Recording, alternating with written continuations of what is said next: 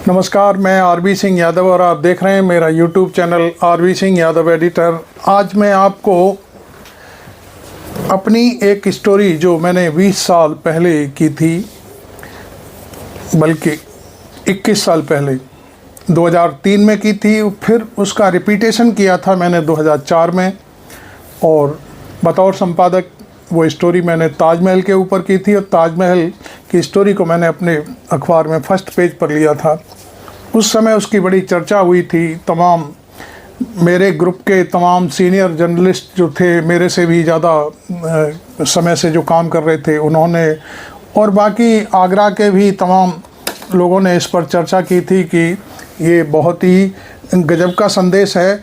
और वो संदेश ये था कि मैंने ये लिखा था कि जो ताजमहल यमुना के किनारे पर है, उसका जो उत्तरी इलाका है ताजमहल का यमुना के किनारे, तो उस साइड में कुछ जो ताज की मीनारें हैं वो झुकती जा रही हैं। इस तरह की एक रिसर्च भी की गई थी। उस रिसर्च में भी ये पता चला था। तो वो मैंने जब अपनी स्टोरी अपने अखबार में डिस्प्ले की तो वो हम तो लिख कर के खैर भूल गए, लेकिन आज मैं आपको उसको रिफ़्रेश करा दूं कि पहले तो मैं आपका हल्का सा उसका स्टोरी का दर्शन कराऊंगा।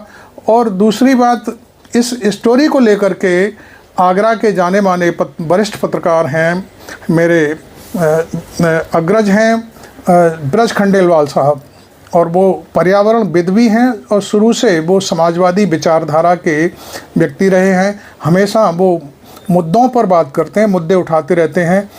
तो उन्होंने इस मुद्दे पर वो स्टोरी, मैं तो भूल गया था कि मैंने क्या लिखा था क्या नहीं लिखा था, लेकिन उन्होंने आज वो स्टोरी का एक फ़ोटो मुझे मेरे ही अखबार का मुझे कुछ प्रेषित किया और उस पर उन्होंने एक स्टोरी कवर की है जो मैं कल के अंक में प्रसारित करूंगा उसे। लेकिन मैं उस स्टोरी को अपने वीडियो में भी समायोजित करने जा रहा हूं। तो वो पहले देखिए, मेरा ये आर्टिकल देखिए पहले मेरा। ये मेरे अखबार का आर्टिकल है और ये मैंने 2004 में लिखा था। शायद इसकी डेट भी मैं आपको बता दूंगा कि कौन सी डेट रही होगी उस समय। ये देखिए, इसको देखिए, आप खुद ही पढ़ सकते हैं। ये मैं आपको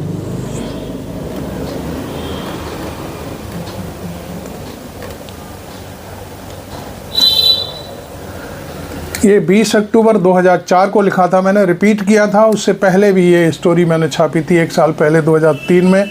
तो खैर, मैं ये आपको इसलिए दिखा रहा हूँ कि आपको रिफ़्रेश हो जाए कि आखिरकार हम जो करते हैं समाज के लिए उसका कोई ना कोई कहीं ना कहीं असर होता है।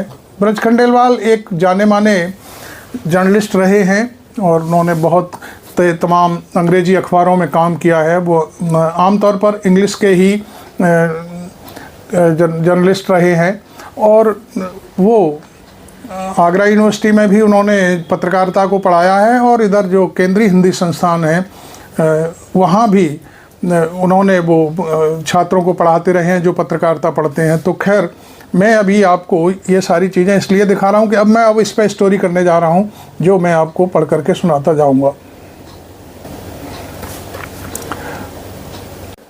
इस मुद्दे पर मुझे मेरे जो वरिष्ठ साथी हैं, सीनियर हैं काफ़ी, आगरा के वरिष्ठ पत्रकार ब्रज खंडेलवाल साहब ने एक अपनी स्टोरी पोस्ट की है मेरे व्हाट्सएप पर और मुझे छापने के लिए। तो उन्होंने उसके साथ साथ मेरा ये जो आपने देखा अखबार की कटिंग भी भेजी है कि आपने आज से 24 साल पहले ये खबर लिखी थी और उसमें लिखा था कि ये जो ताज की मीनारें हैं वो झुक रही हैं। और उसकी वजह भी हमने बताई थी कि ताजमहल से यमुना काफ़ी दूर हो गई है, इसलिए ताजमहल की जो नींव है उसमें पानी नहीं जा पा रहा है। ये बात उन्होंने अपनी इस स्टोरी में हमने अपनी स्टोरी में लिखा था। उसी को आधार बना करके अब उन्होंने जो ताजमहल और आगरा किला के बीच में जो 80 एकड़ ज़मीन पड़ी हुई है उस और पूरी तरह से बंजर भूमि हो चुकी है और उसका कोई अस्तित्व दिखाई नहीं देता कि उसका आखिरकार होगा क्या, तो उसके बारे में बात करी है कि उद्यान विभाग जो उत्तर प्रदेश सरकार का डिपार्टमेंट है और एएसआई मिलकर के इसको एक ऐसा रमणीक स्थान क्यों नहीं बना सकते जिस पर पर्यटकों का आना जाना, पर्यटक वहाँ से देखें, और जो जब अनुमति एएसआई ने वहाँ पर निर्माण की दे दी है तो फिर वहाँ पे जो लाल पत्थर जो हमारे राजस्थान से और उत्तर प्रदेश के कुछ हिस्सों से आता है उसकी वजह से, और जैसे लाल किला बना हुआ है उसी तर्ज पर इस तरह की यहाँ कोई चीज़ें क्यों नहीं बनाई जा सकती। और एक ऐसा पुल भी बना दिया जाए जिससे कि ताजमहल आने वाला और इस कॉरिडोर में घूमने फिरने वाला व्यक्ति चाहे तो वो एतमादौला भी जा सके, और जो काला ताजमहल के नाम से जो जगह मशहूर है जिसको रामबाग भी है एक उधर जो बाबर का बनाया हुआ है, और ताजमहल के सामने वाले इलाके में आराम से आना जाना बना रहे, तो उसका डेवलपमेंट इस तरह से यदि होता है तो क्या बुराई है। आपको मालूम है कि ये जो ताज कॉरिडोर का जो प्रोजेक्ट है ये मायावती जी का प्रोजेक्ट था। वो जब चीफ मिनिस्टर थी तो उनके सामने ये बात रखी गई कि ताजमहल के आसपास अभी बहुत ही भारी गुंजाइश है, यहाँ पर पर्यटकों को बाकायदे घूमने फिरने के लिए एक इस रमणीक स्थान बनाया जा सकता है। जैसे ताजमहल से पूरब में ठीक जैसे शाहजहाँ पार्क है, शाहजहाँ पार्क आपने सुना होगा, तो वहाँ भी मैं समझता हूँ कि आज की स्थिति में तमाम पर्यटक उस शाहजहाँ पार्क में, शाहजहाँ गार्डन है उसमें घूमते फिरते हैं, और ऐसे ही एक पार्क जो है यहाँ भी बनाया जा सकता है। और उसमें कई चीज़ें हैं, उस पार्क के बनने से देखिए एक नहीं कई चीज़ें होंगी। एक तो वहाँ पे शमशान घाट है, उसका धुआं जो है ताजमहल को प्रभावित करता है।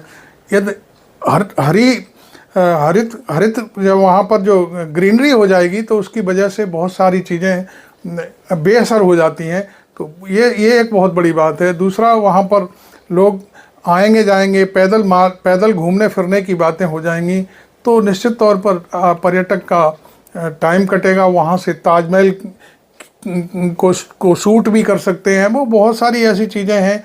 ऐसे ही रामबाग जा सकते हैं, एतमादौला जा सकते हैं, और तमाम चीज़ें हैं जिनको 1 या 2 दिन में पर्यटक घूम नहीं सकता। आगरा किला से सीधा उसका संबंध हो जाएगा। वैसे तो हालांकि ज़मीन के माध्यम से ताजमहल, किले से भी ताजमहल दिखता है और ताजमहल से भी किला दिखता है, लेकिन बीच का हिस्सा जो होगा उसमें ऐसी कुछ चीज़ें ईजाद कर दी जाएं कि वहाँ पर ताजमहल और किला को एक साथ देखा जा सके। एक ही कोई ऐसे दरवाजे बना दिए जाएं जिनकी वजह से सब एक दूसरे में प्रवेश करते जाएं और निकलते जाएं, आते जाते जाएं। जैसे एक घर का गेट होता है और उसी में से घूम फिर के सारे घर में घूमा जा सकता है, ऐसे ही ये पर्यटन की एक शैली है कि एक जैसे चूँकि मैं टर्की गया था तो टर्की में मैंने देखा कि जहाँ पर महल हैं वहाँ पर एक एंट्री होती है, उस एंट्री में पूरी जांच पड़ताल के बाद आपको एंट्री दे दी जाती है, पास दे दिया जाता है, टिकट दे दी जाती है। आप उसमें चाहे कितनी भी देर घूमो, एक निर्धारित समय होता है, जैसे सुबह 10 बजे से 5 बजे तक वो खुलता है, तो उस समय तक पूरा दिन आप वहाँ बिता सकते हैं। और वहाँ से आप समुंदर भी देख सकते हैं, भूमध्य सागर के चूँकि किनारे ऐसा महल हैं एशियन साइड में, जो एशिया महाद्वीप है उस साइड में। तो ऐसी चीज़ें हमने देखी। और इसी टाइप से मैं आपको बताऊं, दूसरा जो यूरोपियन इस्तांबुल का इलाका है, वहाँ पर भी बड़े बड़े मस्जिद हैं और महल भी बना हुआ है। तो वहाँ सिर्फ़ और सिर्फ एक एंट्री गेट होता है, वहाँ से आप भीतर जा कर के आप कहीं भी घूमो, कहीं भी बैठो उठो, सारी चीज़ों की झलक प्राप्त करो। तो ब्रज खंडेलवाल साहब का शायद मुझे लगता है यही एक सोचना है कि इस कॉरिडोर पार्क को डेवलप किया जाए और उस पार्क के माध्यम से एक ऐसी व्यवस्था भी की जाए कि जो ताजमहल के नीचे जो बहती हुई जो यमुना बहती है, वहाँ जो कचरा इकट्ठा कर दिया गया है उसे साफ़ कर दिया जाए। चूँकि उससे क्या होगा कि ताजमहल के किनारे यमुना आ जाएगी और यमुना ताजमहल की जो नींव है उसमें काम करेगी, और उस नींव में जब पानी जाएगा तो ताजमहल का झुकने झुकाने का जो सिस्टम है वो बिल्कुल ख़त्म हो जाए, ऐसा वैज्ञानिकों का भी कहना है। एएसआई ने कई बार इस बात की जांच कराई है और ये तस्दीक भी हो चुकी है कि पानी की कमी की वजह से ये जो मीनारें हैं वो झुक रही हैं, कुछ डिग्री पर उनका झुकाव ऐसा हुआ है। तो ये चीज़ें उन्होंने मेरी उस स्टोरी को आगे रख करके एक नई चीज़ सामने रखी है जो पर्यावरणविदों के लिए है, दूसरे लोगों के लिए है। जबकि मायावती जी ने जब ये प्रोजेक्ट चालू किया था तो एक दो अखबार उनके पीछे पड़ गए थे और दिल्ली लॉबी के इशारे पर उन्होंने विरोध में स्टोरियां शुरू करी। एक अखबार ने तो यहाँ तक लिख दिया था कि यमुना के सीने को चीर करके कब्जा किया जा रहा है। इस तरह की जो बेहूदी खबरें हैं जो आजकल भी चल रही हैं। आपने देखा होगा गोदी मीडिया किस तरह से हवा में उड़ाता है चीज़ों को, लेकिन उसके पास कोई संदेश नहीं होता जो सकारात्मक हो। नकारात्मक नैरेटिव बनाने के लिए वो हमेशा आगे रहता है। क्योंकि मायावती एक तेज़ तर्रार महिला थी और मुख्यमंत्री के रूप में उनका जलवा था, तो उनके पीछे पड़ के, हालांकि उसमें मैं आपको बता दूं कि आज 20 साल से भी ज़्यादा हो गया और उनकी जो सरकार थी शायद 2003 में थी, मुझे जहाँ तक अंदाज़ा है। तो 2003 में उन्होंने जो ये सब किया था, उस समय भी यही बात सामने आई थी कि यदि ताजमहल के पास वो जो कॉरिडोर बना रही थी, तो उस कॉरिडोर के बारे में यदि वो प्रेस कॉन्फ्रेंस करके दिल्ली में या लखनऊ में पूरे मीडिया जगत को बता देती कि मैं ये करने जा रही हूँ, तो वो एक उस पर ठप्पा लग जाता। लेकिन उन्होंने ऐसा नहीं किया और अंदर अंदर मैं समझता हूँ जाने कितना 75 करोड़ का ठेका दे करके वहाँ से बालू का खनन करा के, इस तरह का जो यमुना को खाली करा के बालू इकट्ठी करा दी गई है। तो वो आज भी जो कहते हैं ऐसा भूतिया पड़ा हुआ है। आप उसमें एक गेट भी दे दिया गया है, ताजमहल वो आगरा किला के नीचे से एक गेट है, उसमें सिर्फ़ और सिर्फ आज वहाँ पर पूरा जो आगरा शहर के जो लोग हैं वो मलमूत्र करने जाते हैं घूमने के नाम पर, और एक नाला गंदा है जो ऊपर से बहता हुआ वहाँ से जाता है। तो पूरी छवि ख़राब हो रही है। मैं आपको बताऊँ, चूँकि मैंने शायद एक वीडियो एक बार वहाँ बनाया था, तो वो उसमें मुझे दिखाई दिया था कि इस तरह की अव्यवस्था हो गई है वहाँ पर। ना तो कोई सिक्योरिटी है, ना कोई घूमने फिरने का कोई मतलब ही नहीं है।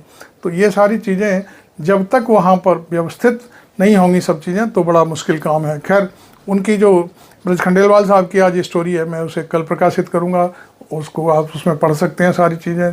तो आपको ये वीडियो कैसा लगा ज़रूर बताएं और मुझे कमेंट भी करें, और आपको कोई और मुझसे भी ज़्यादा जानकारी है वो मुझे लिख सकते हैं। Thank you very much. मैं आरबी सिंह यादव। अभी तक आपने मेरा चैनल सब्सक्राइब नहीं किया है तो ज़रूर कर लें।